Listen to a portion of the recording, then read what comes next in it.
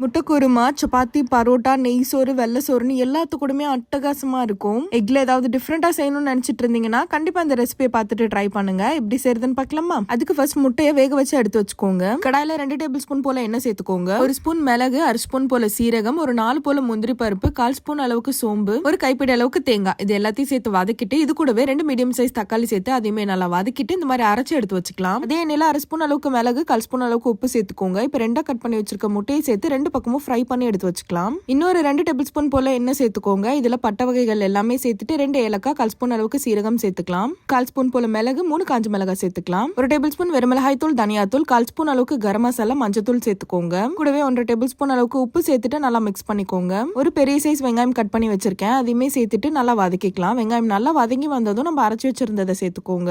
Low ஃபிளேம்ல வச்சுட்டு எண்ணெய் பிரிஞ்சு வர அளவுக்கு வதக்கிடுங்க. இப்ப இதுல 1/2 கிளாஸ் அளவுக்கு தண்ணி சேர்த்துக்கலாம். மிக்ஸ் பண்ணிட்டு மீடியம் ஃபிளேம்ல வச்சுட்டு நல்லா குக் பண்ணிக்கோங்க. நல்லா இந்த அளவுக்கு குக் ஆனதும் நம்ம ஃப்ரை பண்ணி வச்சிருக்க முட்டையை சேர்த்துக்கலாம். மீடியம் ஃபிளேம்ல வச்சுட்டு ஒரு 2 நிமிஷம் போல குக் பண்ணிட்டு மேல கொத்தமல்லி போட்டு இறக்குனீங்கன்னா ஒரு சூப்பரான முட்டை குருமா ரெடி. டேஸ்ட் வேற லெவல்ல இருக்கும். ஸோ கண்டிப்பா ட்ரை பண்ணுங்க. மறக்காம நம்ம சேனலை சப்ஸ்கிரைப் பண்ணிக்கோங்க. பாய்.